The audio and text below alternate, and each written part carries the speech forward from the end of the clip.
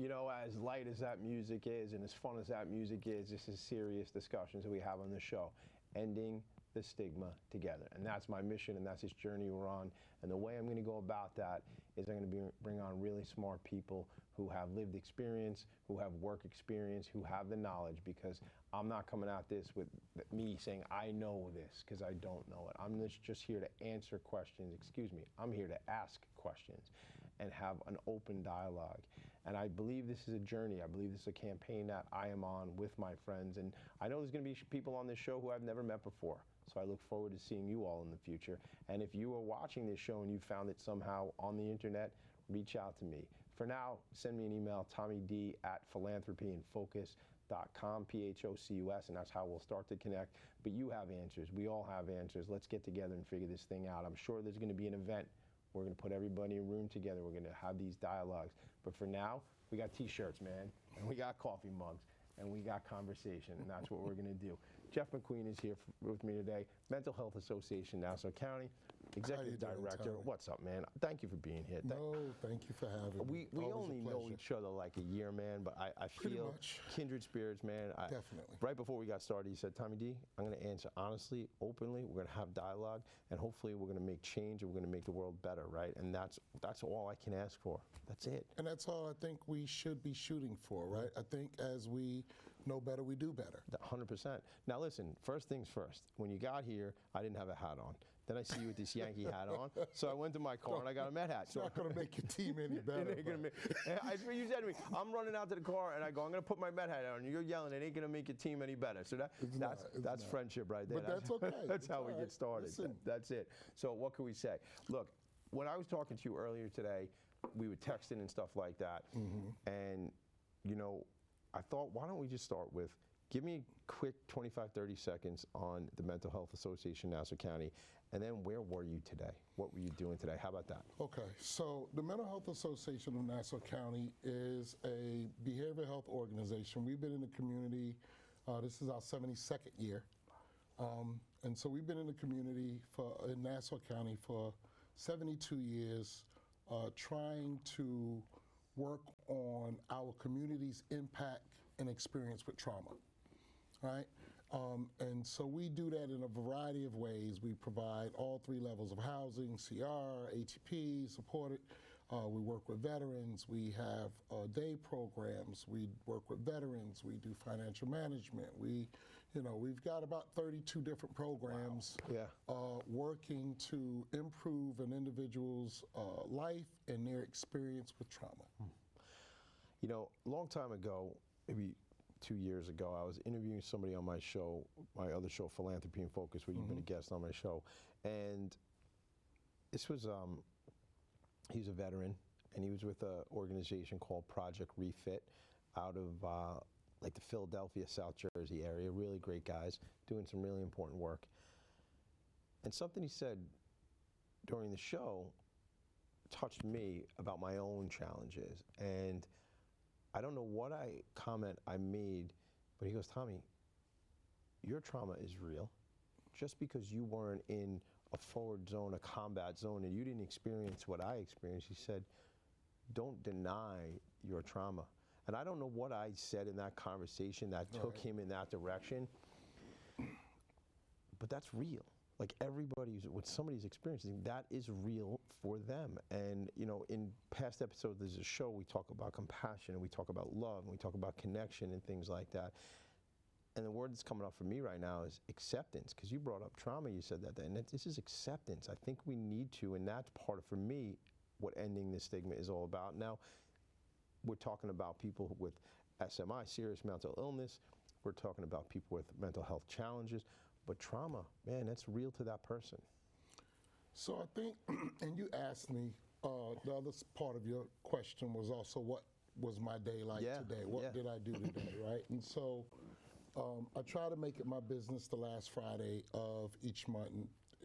I do it whenever I'm asked, but particularly the last Friday of each month, I make it my business to, get out to the jail. I do a men's support group either on a Thursday or a Friday.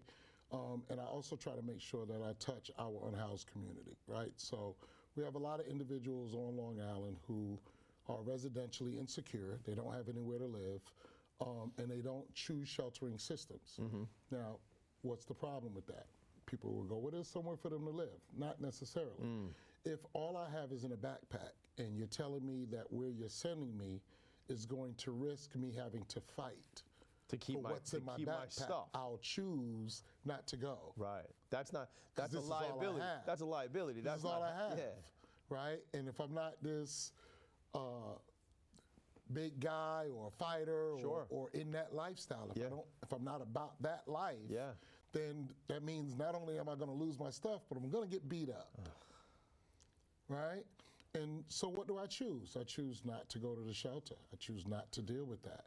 Because that is not, for many people, a safe environment, it sounds like. And it's also not home. It's not a house. Right. It's not a house. It's not home. No. Right? It's not a place that I'm going to, because they'll tell you can stay here forever. Okay, that's fine, but I don't want to. I don't want to stay here. These aren't people I know. They're not, you know. So that's how my day was spent. My day was spent connecting with our community to let them know that we're still here, that we haven't forgotten about them, and that we still advocate for resources to be able to support them in the way that they really need it, and in a way that definitely reduces their experience with trauma. Because no one chooses this for themselves. No one wakes up and says, well, I just want to deal with panic and anxiety the rest of my life. I want to hear voices. Of all the choices you can have. Of all the choices you can make in your life. Panic and anxiety sucks. Voices in your head, not so great. Not what you would choose, no. Right. So, but this is the way trauma is exemplifying itself in their lives, right? Same way with substance use, right? People choose to self-medicate. Yeah. You know? And so I think that if we are honest with ourselves and we really want to have an impact on our community and we really want to do something about this stigma, then it's going to require us to begin to have conversations, open and honest conversations, about really knowing that nothing is wrong with anyone, that something happened to them. We got to pause right there. We got to stop. Not for a commercial break. We don't do commercials here. What are we doing? I was waiting on a clown to come down. We got to pause right there because there's a lot you said that I want to go back to, but let's stay right on that point. Okay. Nothing is wrong with you, right? Talk to me about that. So a lot of times, I remember in substance use, and I remember my mother asking me, what's wrong with you? Why can't you just stop? And I wish I had an answer. We talked about this in your office a couple weeks ago. I wish I had an answer, right. but I didn't have an answer. Can't you just have a couple drinks? I don't know why I can't stop. And I don't know what's wrong with me. I don't feel like anything is wrong with me. I just don't know how to deal with this thing that's going on with me, right? Yeah. And if something is wrong with me, then that means we should be able to fix it. Right. But it's not about the fix. No. Right? It's about the understanding and the empathy that someone needs to be able to latch on to the concept that something has intruded in my life. So let me ask you, so can it be that this is versus this is something that needs to be fixed? Like this is. And I just want to make a point, because some people are going to find this and don't know me. I chuckle when I said to you, can't you just have two? Can't you? You know, I'm sober 14 years. You know that. Not all these folks know that. And I think it's important to point out, because people used to say, what's the big deal, man? Can't you just have like one? Can't you have two? Why? And then when I hadn't drank for many years, I was like, but you still have like a glass of wine with dinner. I like that one. I always thought that one was cute. Yeah. No, none. Like zero. Like, Right. So talk to me more about like what I just kind of brought up. Like this is it. I'm not broken, man. Nope, nothing's broken. I'm perfectly fine. Yeah. Right? This is what life looks like after the intrusion of trauma. So it's the trauma that is not me. This is the trauma, right? When I was in your office a couple weeks ago, we talked about somebody relapses. Yeah. They didn't relapse. Is that how you said it to me? That's what I said. Addiction relapses. Addiction relapses. Yeah. And a lot of people don't accept that. A lot of people Okay, don't that's understand. fair. They haven't bought into that. Sure. Right? But it's no different than saying me blaming you for the cancer coming back. Right, like that's my fault that the cancer. Let me blame you because you got cancer again. Again, right. Right? But illness does what it does. Right. Illness does what it's separate It from- does what it does. I have it and it resides in me. Right. Right? Right. It's not me. I'm not cancer, right? Nor am I an addict. I am addicted. I am addicted. Words have meanings, man. Right? Yeah. And so because I live with this disease of addiction, now I am responsible for the treatment and maintaining this disease. That's more empowering, right? Like if I think it is. It sounds that just from you saying I'm responsible for the treatment of this disease versus like I can't do nothing. Right. But I think, so there's a story about a person being allergic to strawberries. Okay. And so they stop eating strawberries, obviously, because every time you eat them, you break out in hives. Yeah, that's so good. So 20-something years later, you eat a strawberry. What do you think's about to happen? You think because you didn't have it in 20 years, you're still not allergic to it? Right. You're still allergic. You're going to break out in hives. And so the responsibility is on me to stay away from the strawberries. Yeah. Yeah. Greatest strength is knowing your weakness. Greatest strength is knowing your weakness. That's the empowering thing. That's me. That's my responsibility to push that thing away, right? That is correct. So every night, and this has not become, it's not a conversation I have all that much anymore because it's been many, many years since I've drank. But back in the day, I said, I'm just going to go to sleep tonight before I had a drink. And I wasn't in any sort of program. It was my way of doing it. I don't have to think that way anymore. However, it's my responsibility to make that decision if I will or if I won't every single day, on a day-to-day basis, you know? I want to go back to the piece about what I make sure we don't lose, because you said you were reaching out and connecting with people who are unhoused, and then you said something else, and I don't want people to miss it. You were somewhere else today, and every last Friday you try to do this. You were in the jail. The jail. Give us context. I mean, we're here on Long Island. What does that mean? So I'm a strong believer, so I'm also formerly incarcerated. And I'm a strong believer that we have this, and I don't know if a lot of people have ever heard this.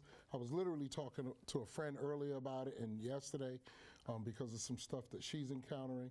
But so there's an expression called trauma bonded. Trauma bonded? Yep. Okay.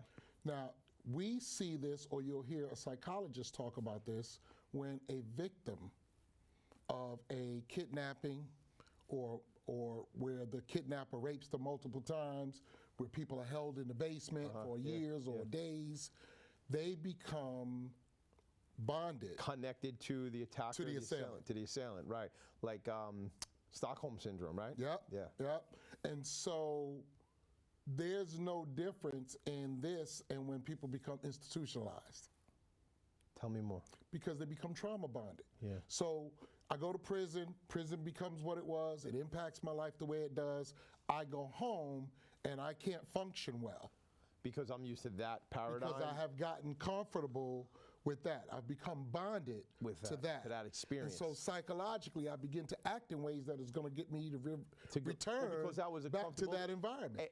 And in A Shawshank Redemption, at the end of the movie, he's working in the supermarket. Right. He like asked the boss to go to use the restroom and stuff like that, and he goes, for 40 years, I couldn't take a leak without asking permission, and that's just like that's just his reality. That's where he is. Yeah.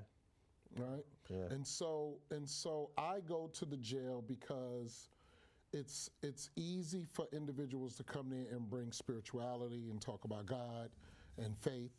It's easy for people to go to the jail and bring them logic of what they think they could do to change their lives. Okay. But I think it's impactful for them also to have a perspective that says, wow, I could be a CEO too. So representation where they can see you coming in, and you're going to come in and you're going to bring stories and give them the empowerment and all the important things. However, they see you and they go, oh, this guy was where I'm at. I could be where he's at. I could be where he's at. Yeah.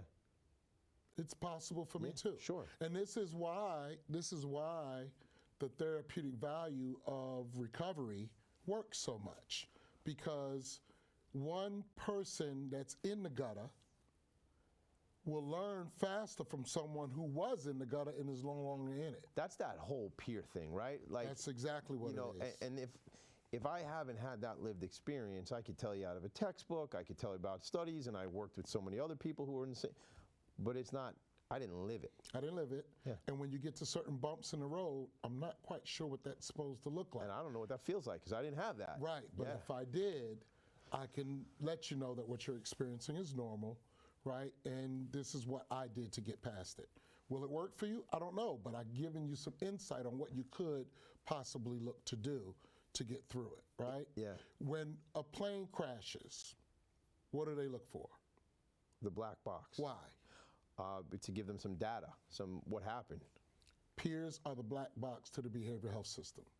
We can give you the data on what went wrong. How, in an organization like yours, if I'm not mistaken, you have 130, 150 employees, something like that. How many of those folks are peer advocate types?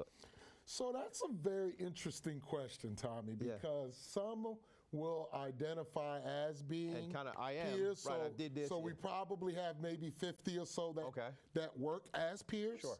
right? And then there's probably another 20 or 30 that don't self-identify in that role. Got it. That may have a degree as a social worker, but they have maybe working as a counselor, but they have their own lived experience. Sure. Yeah. Right. That's what we bring. Right. I bring what I'm not in a peer position. But I have a lived experience. Sure, right. Oh, so you're saying like they're defined by their job as peers. However, there's folks that either elevated and in different roles. That are doing different things in the organization Sure. that do have lived experience. Yeah. I mean, that's. I think it's why most of us choose this field. Yeah, as a feeling to give back, to bring what we identify could be better to the system. Yeah. To make that change. Yeah. When I was in your office a couple weeks ago, we were sitting there and we were kind of chit-chatting, and we just talked about you going to the jails and visiting, and obviously you just shared you were incarcerated as well. What you said to me that afternoon was, and this is right in line with ending the stigma, you said, Tommy, we have to stop punishing people for being sick. In your assessment, in your experience, in what you do professionally and going to visit with people, how often do you see people who are incarcerated in prison, in federal prison, if your experience allows that, that are there because they're sick? And I mean, I'm not even asking you to put numbers on it, but shed some light, because we're talking about ending the stigma. Let's talk about that. So I think that we have to educate our system, and I think that we also have to reevaluate the way we manage and treat people, right? Because we should be managing things and not people, right? Things are what you manage. Like a system. Right. We manage things, but we should be treating and talking to and leading people, guiding people. Yeah. Right? Yeah. And one of the things I tell some colleagues all the time is that I really wish we would rethink our judicial system, because I feel like correctional officers and the law enforcement portion should be what confines and manages the prison. Okay. Lock the doors, unlock the doors.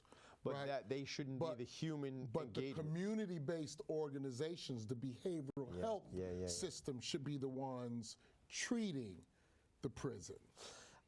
I think that's genius, and I wonder if that's what the system would want, though. No, well, right. So, no. Okay, Okay, so no, and we're not gonna open that door, right? Well, here's the thing about it. I mean, let's. I think I did just open it. Like, if people aren't given services, if people aren't given access and education, let me be more specific. Okay. People who are incarcerated, if they're not brought forward and brought up, how do they escape the recidivism of going like, well, that's the lifestyle I know. I go back into community, right? Oftentimes, folks may end up back in with the same community of folks that they were hanging around with that ended up why they got jammed up because they were in certain spots. Then if we don't do that, and corrections, that if that's not their skill set, then they should be the one managing and locking the doors, and somebody else should be leaning in and saying, hey, here's what you need, here's the services you need. That just seems obvious, but maybe I'm being, maybe it's too much in my utopian world. Maybe, but I'm not so sure that's the case. I think if we are operating a system that doesn't understand the human psyche, and doesn't really have an in-depth understanding of what it means to be trauma bonded or institutionalized, then we end up with a system that is looking to punish people for being sick. Right. Right? I don't know anyone. I don't think you'll ever ask a 5-year-old, 7-year-old, 10-year-old, what do you want to be when you grow up? And he tells you, I want to kill somebody and do life in prison. Or I want to smoke so much crack that I don't know who I am, and I end up with cocaine psychosis. So I want to shoot heroin until I have no more veins to shoot through, right? Like no one grows up wanting that for themselves. Right, of course. Right? And so we have to begin to, and I say this because if we can develop a system that is seeking to discharge you the moment you enter it, then that means we're working for recovery and healing the moment we touch you, right? So, and this is an oxymoron. I'm gonna tell you this right now. Anyone in my position may not want to attest to this, and they may not say it out loud. They may not even understand it. But the truth of the matter is, I run an organization that is supposed to be so good that the goal is to put ourselves out of business. Right. Or continue to be present for the community until we do. We don't want a methadone program that has someone on methadone for 10 years. We don't want a treatment center that has someone coming to our clinic for 10, 20 years. We don't want, right? We want to get to the point where they can educate society to be able to manage things on their own. Is it realistic? I don't know. But that's what we should be seeking to do. And you're saying that we're not seeking to do that. I'm saying that I don't know that everyone really understands that that's the career we chose. That's the path that we chose. We shouldn't be seeking to have someone enter our system, and all I'm looking to do is how many services do I provide that I could bill on them. Okay. So right? This is like a complete. Well, you open that door. And I love it. No, and I'm glad we did, because that's what we're trying to talk about. Like, that's two different lenses. You know, either I'm an organization that I'm trying to get all these different programs and ring the register and get federal dollars, state dollars, whatever the money's come from for my program. That's a business model. One is, in my opinion, and I might be wrong, but the other is a social service model where we're trying to heal people. That's the difference. That's the difference. Yeah. Right? And if we're really wanting to give the community an opportunity to play a role in what we do, if we really want to educate families and community partners and end the stigma together, then it comes about normalizing a conversation that makes this thing as simple as I stub my toe. Right. And where it could be, I'm hurt, I'm in pain, I have trauma, I need support. I need support. And that's where we have to get to. And that's where we're trying to go. Yeah. That's the goal. It sounds to me, without putting words in your mouth, that we got to educate from top down, because some leaders of organizations may not realize. True. And I'm not sure if it's about whether they realize or whether they are needing to arrive at a place of acceptance. Mm-hmm. Mm-hmm. That this is the world that we've chosen. Yeah. Right? If I walk into a prison in 10 years ago, and I do a group. Now let's say it's the only prison in town. I walk into a prison that's got one dorm, and the dorm is 100 people. 10 years ago, I go in to do a group, and there's 100 people in that dorm. And the mayor of that town is saying, we're going to, work on crime, and we're going to bring change to this community and stop crime and violence and blah, blah, blah, blah, blah. And then I go into the prison 5 years after that, and there's another dorm. Right. We're not fixing things, right? We're putting more people inside buildings, right? We're hiding the problem. So nothing has improved. We're just taking these individuals, right, and stashing them away and hiding them away. Right, because let's look at real numbers. What is the recidivism rate? Not let's look at how many people are incarcerated, but let's talk about how many people are coming home and what are we doing when they return home? How are we impacting their lives? That's why I said when a person gets incarcerated, we have to begin to work on discharge the day they enter. Start with the end in mind. Right, I think Stephen Covey, 7 Habits. 7 Habits. Right, start with the end in mind. So once they get there, it's not how do we jam them up, how do we get them for something else, right? Yeah, like, he's got 5 years. How do we move his body around for 5 years? Right. No, how do we get him out in 2.5 or 3? Because so he's rehabilitated, right? Yeah. And I use that with air quotes. If he has to do the 5, if that's the law that we set, yeah. How do we make sure that we're releasing a different person in 5 years? Right, and I think we're naive to think that that's what's going on. What is going on is these are big business. It is. I mean, that's a whole it is. The book, The New Jim Crow, right? Like, this is big freaking business. It is big business. It is big. Listen, Wackenhut Securities, and if you look at it, so if you do business 101, right? A good business should be operating expense, right? Should be 30% of its revenue. Okay. That's just business 101. Yeah. Right? So if a company is if a company's operating expense was $499 million, what was revenue? The operating expense, 3 times that, 1.5 billion. And they build prisons, give or take, and they build prisons, and they just keep.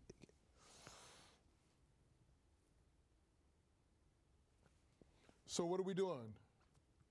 What are we really? What are we really? We're incentivizing, doing? Obviously. And how much of that are mass murderer, rapist people? No, right? I mean, how much of that are people? That's the tip of the pyramid, right? How many people of them are people that we say, okay, this person should be incarcerated, and we need to figure out, like, right? As a society, we agree these people that there are individuals who listen. I've heard people say, I need to be locked up, right? They know they're criminal-minded. Right. But how many of them are actually that, and how many people are responding to trauma? Wow.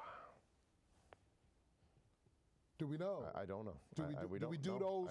But do we assess that? Yeah, why would they care? This prison systems would care because, to our point, they're for-profit businesses. They're growing, and they don't. They want. So now let's go to our healthcare system. How many people enter our healthcare system that we actually assess for recovery? I don't know. Because the last time I looked at the DSM, I don't think recovery was on any of those pages. So I can give you a diagnosis today, and you begin to get better. But do we know what recovery should look like? Or do we re-diagnose? There's so much here. Will you come back on the show again? So we have to unbox some stuff, right? Yeah. I know. I know. We're gonna have to do like 10 of these. But we begin to unbox some stuff, and we begin to have conversations that make us question who we are, what our system looks like, and are we truly doing our best? Are we truly seeking to bring healing, or are we throwing money at problems and putting Band-Aids on bullet wounds? And just and painting it over. And hoping it goes away and let a lot. Yeah. I can't believe it. This show is a half hour long. We're at time. Oh goodness. I can't. Okay. I know. I feel like we're just getting started here. we really are. But we do this every time. Well, we're gonna have to do this much more often. If somebody needs to connect with the Mental Health Association of Nassau County, how do they do that? www.mhanc.org. We also 516-489-2322. I'm the only Jeff in the building, so and I'm not too big to be kind. He's not too big to be kind. He's the executive director. So approach me, and let's see what we can do to support you and get you to a place of healing. We're just getting warmed up, man. We're just barely getting it to this is so awesome. This is the show, gang. I'm in awe. We're at it. This is Ending the Stigma together, and I'm learning every moment.